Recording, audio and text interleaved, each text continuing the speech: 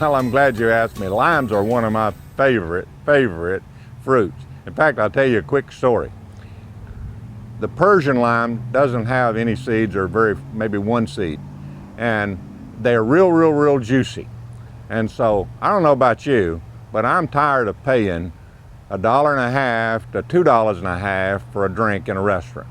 So, I take my limes in my pocket into the restaurant, ask for water, cut up the lime, put it in the water, and now I got me a limeade. It didn't cost me anything. Anyway, limes come in various different varieties.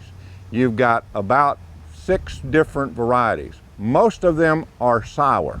There is, however, one sweet lime called the Palestine lime. How do you grow them? Well, basically they're all the same, provided they are a grafted tree. You're putting it in the yard, you dig your hole, you take it out of the container that came from the nursery, loosen the roots, put it down into the ground, but not too deep. Just barely cover your top root, water it in real good, and now you're good to go. Don't come back the next day and water, however.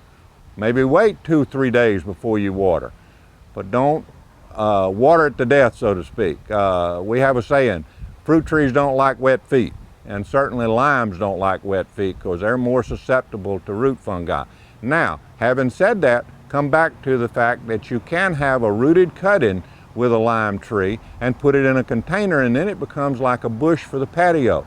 A lot of people even take them up north where limes are very susceptible to cold weather. But if you've got it in a container on the patio, you bring it inside somewhere when it gets real cold, take it back out when it warms back up.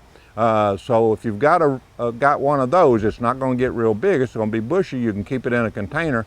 Again, you loosen the roots and put it into the container with loose soil. Now, that's another key when you're growing a container tree.